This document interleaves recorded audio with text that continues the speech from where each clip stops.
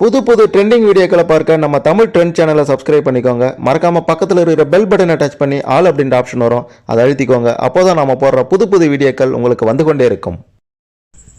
கரூரில் அப்படி ஒரு மோசமான சம்பவம் நடந்து 3 நாட்களுக்கு பிறகு அந்த கட்சியினுடைய தாவேகா கட்சியினுடைய தலைவர் விஜய் அவர்கள் ஒரு வீடியோ ஒன்றை வெளியிட்டிருக்கிறார். அந்த வீடியோ மிக பெரும் பரபரப்பை ஏற்படுத்தியிருக்கின்றது. அந்த வீடியோ மிக பெரும் அதிர்வலைகளை ஏற்படுத்த போகின்றது அப்படின்றதுல எந்த சந்தேகமுமே இல்லை. அதில் அவர் பேசியிருக்கக்கூடிய விஷயங்கள் மீண்டும் பிரச்சனையை ஏற்படுத்தக்கூடிய வகையில் தான் இருக்கின்றது அப்படின்றதையும் இங்கே சொல்லியே ஆகணும். ஒரு தலைவன் இப்படி பேசலாமா அப்படின்ற ஒரு எண்ணம் கூட அந்த வீடியோவை பார்த்ததிலிருந்து எனக்கு எழுகின்றது. சரி, அப்படி அந்த வீடியோவில் என்னதான் பேசியிருந்தார், அப்படி என்னதான் பிரச்சனை, 3 நாட்களுக்கு பிறகு இப்படி ஒரு வீடியோவை வெளியிட காரணம் என்ன அப்படின்ட்டு தெளிவாக பார்க்க போகிறோம். அதனால் கடைசி வர பாருங்கள், அப்போ தான் உங்களுக்கு எல்லாமே தெளிவாக புரியும். அதுக்கு முன்னாடி கரூர் சம்பவத்தில் காலமான அந்த 41 பேரின் ஆன்மா சாந்தி அடையணும் அப்படின்ட்டு நினைக்கிறவங்க இந்த வீடியோவை மறக்காமல் லைக் பண்ணுங்கள். சரி, வாங்க வீடியோக்குள்ளார போகலாம். முதல்ல ஒரு விஷயம், இந்த கரூர் சம்பவம் நடந்து திங்கட்கிழமையோட 3 நாட்கள் ஆகின்றது. சனி, ஞாயிறு, திங்கள். இந்த 3 நாட்களில் ஒரு அறிக்கை மட்டுமே வெளியிட்டிருந்த விஜய் அவர்கள் தற்போது தான் முதன்முறையாக அந்த சம்பவம் பற்றி ஒரு வீடியோ ஒன்றை வெளியிட்டிருக்கிறாரு. இந்த வீடியோ வெளியிடுறதுக்கு முன்னாடியே பார்த்தீங்கன்னா அந்த கட்சியினுடைய ஆதவ் அர்ஜுனா அப்படின்றவர் பரபரப்பான ஒரு பதிவை வெளியிட்டு அந்த பதிவையும் அவர் டெலீட் செய்திருந்தார். அந்த பதிவு மிக பெரும் பிரச்சனையை ஏற்படுத்தும் அப்படின்றது போடுவதற்கு முன்னாடி அவருக்கு தெரியுமா தெரியாதான்னு தெரியலை.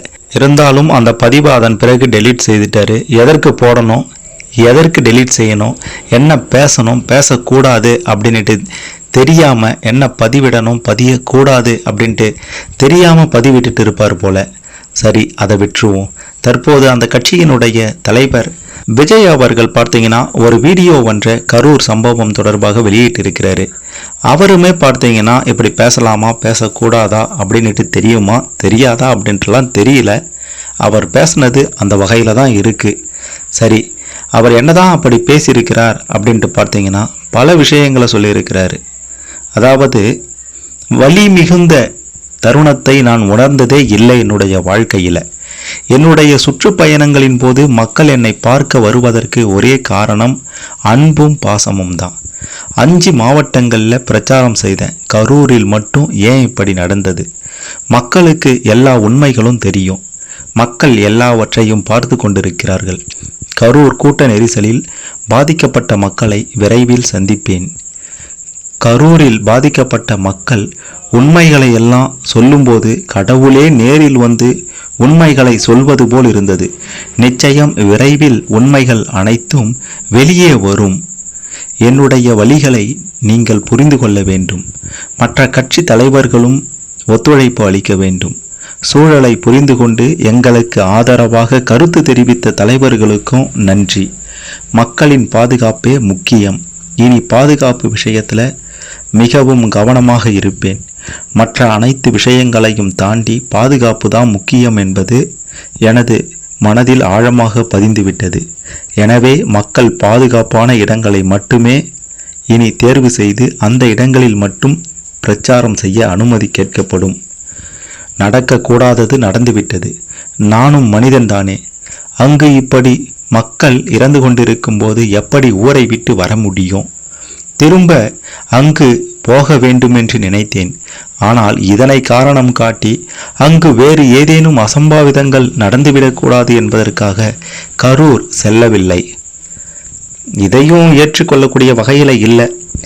திரும்பவும் ஏதாவது அசம்பாவிதம் நடந்துடும் அதனால் போல அப்படின்ட்டு சொல்கிறதெல்லாம் ஒரு தலைவனுக்கு அழகா அப்படின்ட்டு சுத்தமாக தெரியலை. அவர் அப்படி சொல்லியிருக்கிறாரு. இந்த நேரத்தில் சொந்தங்களை இழந்து தவிக்கும் குடும்பங்களுக்கு எனது ஆழ்ந்த இரங்கலை தெரிவித்துக் கொள்கிறேன். எனக்கும் தெரியும், இந்த இழப்புக்கு எது சொன்னாலும் எதுவும் ஈடு இணையாகாது என்று எனக்கு தெரியும். மருத்துவமனையில் அனுமதிக்கப்பட்டிருப்பவர்கள் விரைவாக குணமாகி வீடு திரும்ப வேண்டும். உங்களை நான் சந்திக்க வருகிறேன் அப்படின்ற மாதிரியும் மிக மிக முக்கியமாக பார்த்தீங்கன்னா கரூரில் எங்களுக்கு கொடுக்கப்பட்ட இடத்தில் பேசிவிட்டு வந்ததை தவிர வேறு எந்த தவறையும் நாங்கள் செய்யவில்லை. ஆனால் எங்கள் கட்சியை சேர்ந்த நிர்வாகிகள் மற்றும் சமூக ஊடக நிர்வாகிகள் மீது முதல் தகவல் அறிக்கை பதிவு செய்து கைது செய்யப்பட்டு வருகிறார்கள். இதில் என்னப்பா பிரச்சனை அப்படின்ட்டு கேட்டிங்கன்னா, இதுவரைக்கும் பேசினதில் எந்த பிரச்சனையுமே இல்லை. இனிமே விஜய் அவர்கள் பேசி இருந்ததில் தான் பிரச்சனையே.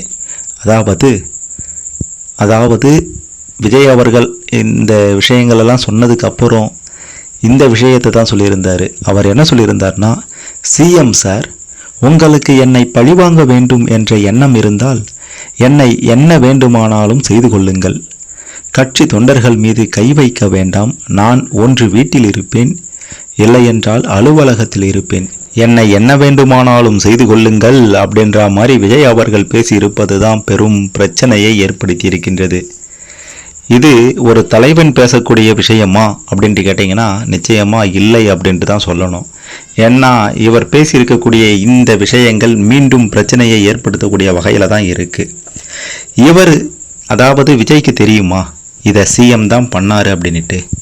அப்புறம் எதுக்கு சிஎம் சார் என்ன வேண்டுமானாலும் என்ன பண்ணிக்கோங்க, நான் அலுவலகத்தில் தான் இருப்பேன், இல்லை வீட்டில் தான் இருப்பேன் அப்படின்ற மாதிரி சொல்வதற்கு என்ன காரணம்?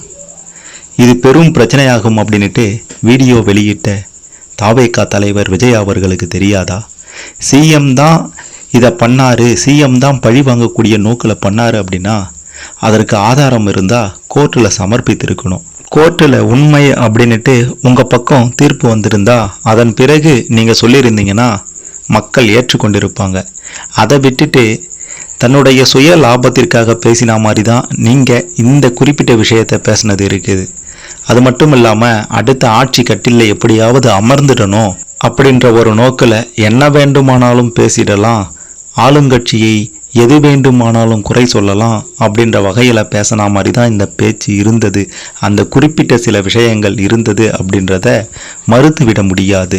உங்களை பார்த்துட்டு நீங்கள் சொன்ன இந்த விஷயத்தை பார்த்துட்டு உங்களுடைய தொண்டர்களோ ரசிகர்களோ கோபப்பட்டால் நீங்கள் என்ன செய்வீங்க?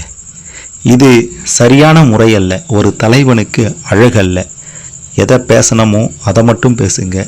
தேவையில்லாததெல்லாம் பேசி மீண்டும் மீண்டும் பிரச்சனைகளில் தாவேகா தலைவர் விஜய் அவர்கள் சிக்கிக்கொள்ளாமல் இருப்பது தான் ரொம்ப ரொம்ப நல்லது. ஒருத்தவங்களை குறை சொல்கிறதுக்கு முன்னாடி, ஒருத்தவங்க மீது பழி சொல்கிறதுக்கு முன்னாடி ஆதாரத்தோடு இருந்தால் மட்டும் சொல்லணும். இல்லைனா பின் விளைவுகள் அதிகமாகவே இருக்கும். அது விஜய் அவர்களுக்கும் பொருந்தும். இவருக்கும் இந்த குறிப்பிட்ட விஷயத்திற்காக பின் விளைவுகளை சந்திப்பார் அப்படின்றதில் எந்த விதமான மாற்று கருத்துமே இல்லை. நான் திமுகவுக்கு ஆதரவாக பேசுகிறேன், தாவேகாவுக்கு எதிர்ப்பாக பேசுகிறேன் அப்படின்றதெல்லாம் இல்லை. நிச்சயமாக விஜய் பேசிய அந்த வார்த்தைகள் ரொம்ப ரொம்ப தவறு. அவர் பேசியது உண்மையாகவே இருந்தாலும் கோர்ட்டில் ஆதாரங்களை சமர்ப்பித்துட்டு உண்மை அப்படின்ட்டு தெரிய வந்ததுக்கப்புறம் பேசியிருக்கலாமே தவிர இந்த மாதிரிலாம் ஒருத்தவங்க மீது ஆதாரமே இல்லாமல், ஆதாரமே இருந்தாலும் சரி பிரச்சனையை தூண்டக்கூடிய வகையில் இப்படி மக்களிடம் வீடியோவாக பேசுவது ரொம்ப ரொம்ப தவறு. விஜய் அவர்கள் பேசியதை பற்றி நீங்கள் என்ன நினைக்கிறீங்க? உங்களுடைய கருத்துக்களை மறக்காமல் கமெண்ட்டில் பதிவு செய்யுங்க. மறக்காமல் இந்த வீடியோவை லைக் பண்ணுங்கள், ஷேர் பண்ணுங்கள். விஜய் அவர்கள் பேசியது சரியா தப்பா அப்படின்ட்டு மக்கள் பலருடைய கருத்துக்களை தெரிந்து கொள்ள இந்த பதிவு நிச்சயம் உதவும்.